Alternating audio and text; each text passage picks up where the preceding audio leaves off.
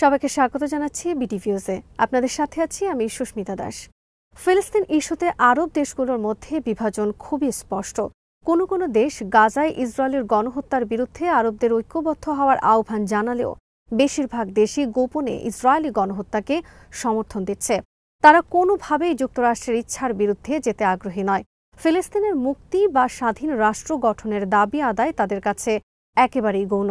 বিস্তারিত থাকছে মোতালেব জামালির প্রতিবেদনে।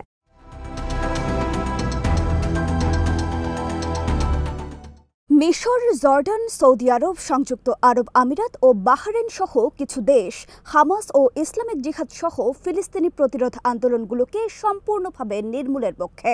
তাদের এই গোপন পরিকল্পনা সফল করতে গিয়ে যদি গাজা উপত্যকার ২-৪ লাখ সাধারণ ফিলিস্তিনির প্রাণ যায়, তাতে কোনো আপত্তি নেই এসব দেশের।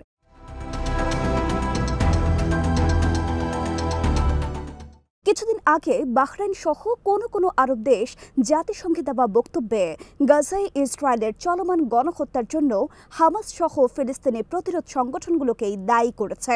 আবার কয়েকটি দেশ গাজা পরিস্থিতি নিয়ে একেবারেই নীরব। তাদের এই বিভাজন ও নীরব সমর্থন ইসরায়েলকে গাজায় গণহত্যা চালাতে ও পোড়ামাটি নীতি বাস্তবায়নে সাহায্য করছে। একই সাথে অধিকৃত পশ্চিম তীরে ফিলিস্তিনিদেরকে হত্যা, বাড়িঘর থেকে উচ্ছেদ ও কৃষি জমি দখল করে শত শত অবৈধ ইহুদি বসতি গড়ে তুলে গাজা উপত্যকা ও পশ্চিম তীরকে ফিলিস্তিন মুক্ত করার পরিকল্পনা এগিয়ে নিচ্ছে।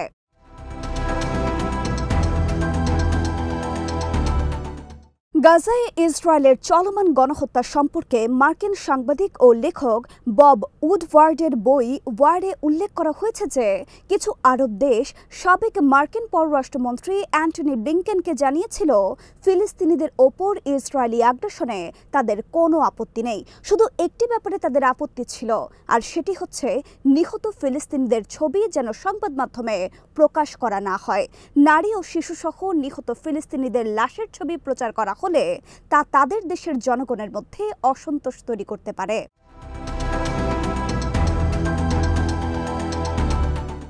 আরব দেশগুলোর মধ্যে ঐক্যের প্রতীক হিসেবে দুটি সংগঠন আরব লীগ ও উপসাগরীয় সহযোগিতা পরিষদ জিসিসির নাম উল্লেখ করা যায়। মাঝে মধ্যে এসব সংগঠনের বৈঠকে সদস্য দেশগুলোর নেতারা যোগ দেন। এ সময় তারা ফিলিস্তিনিদের পক্ষে ও ইসরায়েলের নিন্দা করে বিবৃতি দেন।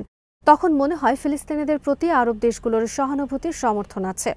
ফিলিস্তিন প্রশ্নে তারা ঐক্যবদ্ধ, কিন্তু আসলে ফিলিস্তিনিদের প্রতি এসব দেশের নেতাদের কোনো দরদ বা সমর্থন নেই। ফিলিস্তিনিদেরকে নিয়ে তারা যেসব বক্তৃতা বা বিবৃতি দেন তার সবই লোক দেখানো, সবই তাদের ভণ্ডামি ছাড়া আর কিছুই নয়।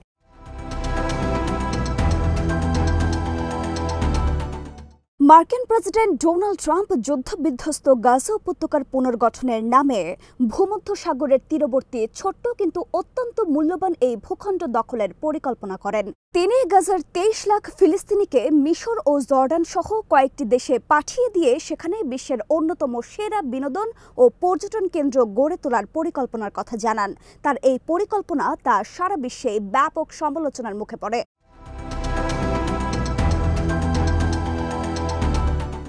ট্রাম্পের প্রস্তাবের বিকল্প একটি পুনর্গঠন প্রস্তাব তুলে ধরে মিশর এবং গত ৪ মার্চ সেটি আরব লীগের বৈঠকে সর্বসম্মতিক্রমে গ্রহণ করা হয়।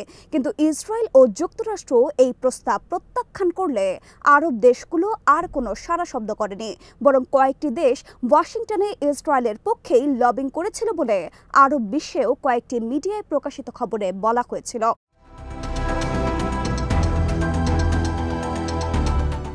এসব আরব দেশের এই আচরণ এটাই প্রমাণ করে যে তারা কতটা ফিলিস্তিনি বিরোধী মনোভাব পোষণ করে। আরব দেশগুলোর বিভেদ আসলে এই অঞ্চলের একটি রাজনৈতিক বাস্তবতা, যেখানে তাদের ঐক্যের খোলসের ভেতরে আছে কেবলই ভণ্ডামি, লোক দেখানো ভ্রাতৃত্বের কথা। একই ঘটনা ঘটেছে অধিকৃত পশ্চিম তীরের রামাল্লা ভিত্তিক ফিলিস্তিনি কর্তৃপক্ষের ক্ষেত্রেও। মাহমুদ আব্বাসের নেতৃত্বাধীন পিএ যুক্তরাষ্ট্রের মদদে ইসরায়েলের সঙ্গে হাত মিলিয়ে পশ্চিম তীরে ফিলিস্তিনিদের প্রতিরোধ লড়াইকে দমন করছে। আব্বাস ও তার সহযোগীদের মূল লক্ষ্য হামাসকে প্রান্তিক পর্যায়ে ঠেলে দিয়ে নিজেদের ক্ষমতা পাকাপোক্ত করা। ইসরায়েলের সামরিক সহায়তা নিয়ে সেটাই করছেন মাহমুদ আব্বাস।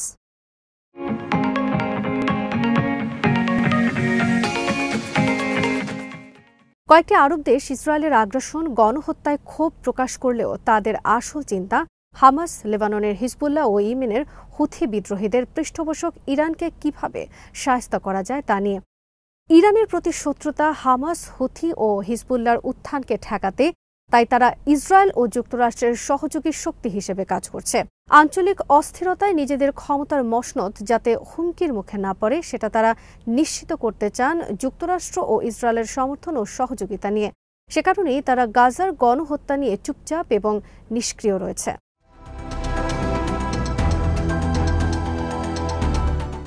গাজায় ইসরায়েল গণহত্যার বিরুদ্ধে যুক্তরাষ্ট্র ও ইউরোপ সহ সারা বিশ্বে ব্যাপকভাবে বিক্ষোভ সমাবেশ হলেও এই ব্যাপারে আরব দেশগুলো ছিল ব্যতিক্রম। কোনো আরব দেশে ফিলিস্তিনের পক্ষে মিছিল সমাবেশ করলে গ্রেফতার করা হয়, কারণ এসব রাজা বাদশাহ ও আমির মনে করেন ফিলিস্তিনিদের পক্ষে মিছিল সমাবেশ করতে দিলে তাতে দেশের অস্থিরতা বাড়বে এবং তা তাদের ক্ষমতাকে ঝুঁকিতে ফেলবে।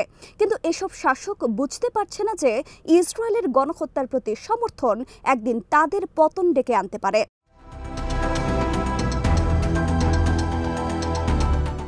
উল্লেখ্য, ইসরায়েলে হামাসের ৭ অক্টোবরের হামলার পর টানা ১৫ মাসের অব্যাহত ধ্বংসযজ্ঞ ও গণহত্যার পর গত ১৯ জানুয়ারি গাজায় ৪২ দিনের একটি অস্থায়ী যুদ্ধবিরতি চুক্তি কার্যকর হয়, যে চুক্তির আওতায় নির্ধারিত সময়ের মধ্যে ৩৩ জন ইসরায়েলি জিম্মি এবং প্রায় ১৯০০ ফিলিস্তিনি বন্দী মুক্তি পান।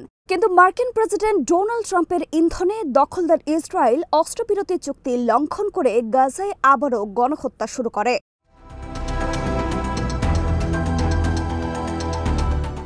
গত ১৮ মার্চ থেকে রাতে পবিত্র রমজান মাসের রোজা রাখার জন্য সেহরি খাওয়ার সময় গাজায় ফের বিমান ও স্থল হামলা শুরু করে।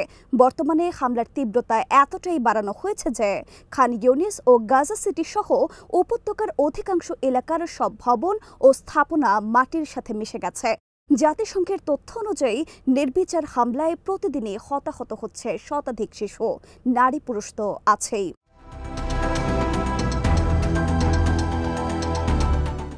গাজার স্বাস্থ্য মন্ত্রণালয়ের হিসাব মতে ২০২৩ সালের ৭ অক্টোবর থেকে গাজা ইসরায়েলের সামরিক আগ্রাসনে এই পর্যন্ত নিহতের সংখ্যা ৫০,৭০০ ছাড়িয়েছে, যাদের বেশিরভাগই নারী ও শিশু। আহত হয়েছেন ১,১৫,০০০ জনের বেশি। এছাড়াও ধ্বংসস্তূপের নিচে নিখোঁজ রয়েছেন আরও প্রায় ১২,৫০০ ফিলিস্তিনি, যাদেরকে নিহত ধরে মোট নিহতের সংখ্যা দাঁড়ায় ৬২,০০০-এর বেশি। এছাড়া প্রায় ২০ লাখ ফিলিস্তিনি অভ্যন্তরীণভাবে বাস্তুচ্যুত হয়েছেন। গাজার বিভিন্ন এলাকা থেকে ফিলিস্তিনিদের উচ্ছেদের নীল নকশা বাস্তবায়ন করছে ইসরায়েল। এ লক্ষ্যে নবগঠিত একটি সংস্থা ইসরায়েলি প্রতিরক্ষা মন্ত্রণালয়ের অধীনে ফিলিস্তিনিদের তৃতীয় কোনো দেশে স্থানান্তরের দায়িত্ব পালন করবে। এদিকে ইসরায়েলের প্রতিরক্ষা মন্ত্রী ইসরায়েল কাটজ ও প্রধানমন্ত্রী বেঞ্জামিন নেতানিয়াহু গাজার একাংশ দখল করার হুমকিও দিয়েছেন, কিন্তু এসব নিয়ে আরব দেশগুলোর মধ্যে কোনোই প্রতিক্রিয়া নেই।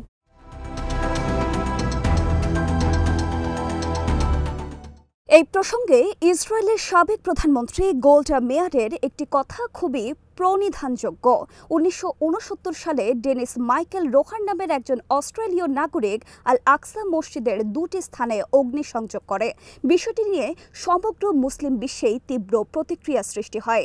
সে সময়ের প্রধানমন্ত্রী গোল্ডা মেয়ার বলেছিলেন, অগ্নিকাণ্ডের ঘটনায় চরম দুশ্চিন্তায় রাতে তিনি ঘুমাতে পারেননি, কারণ তার আশঙ্কা ছিল পরদিন মধ্যপ্রাচ্যের প্রতিবেশী মুসলিম দেশগুলোর লাখ লাখ লোক এসে ইসরায়েলকে তছনছ করে দেবে।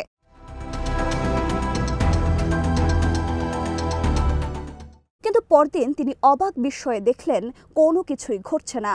সেদিন তিনি স্বস্তির নিঃশ্বাস ফেলে বলেছিলেন, এখন থেকে তারা যা খুশি তাই করলেও আরবরা কোনো কিছুই করবে না, বলবে না। বাস্তবেও ঘটছে তাই।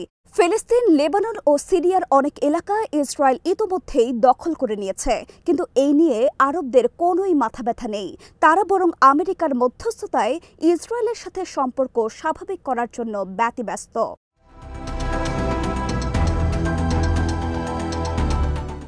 ইসরায়েলকে রাজনৈতিকভাবে চ্যালেঞ্জ করতে আরব দেশগুলো পুরোপুরি ব্যর্থ, কারণ তাদের মধ্যে সেই মনোবল, সাহস ও দৃঢ়তা নেই। তারা কোনোদিনই আর ফিলিস্তিনিদের পাশে দাঁড়াবে না, বরং ইরান ফিলিস্তিনিদের পাশে দাঁড়ানোয় এখন সে দেশে মার্কিন ইসরায়েলি হামলার পরিকল্পনাকে গোপনে সমর্থন দিচ্ছে কিছু আরব দেশ। এটা ফিলিস্তিনিদের সাথে আরবদের বিশ্বাসঘাতকতা ছাড়া আর কিছুই নয়। আজ এখানেই শেষ করছি। সবাই ভালো থাকুন, সুস্থ থাকুন আর দেখতে থাকুন বিডি ভিউজ। চ্যানেলটি ভালো লাগলে সাবস্ক্রাইব করুন, সংযুক্ত থাকুন আমাদের ফেসবুক পেজে।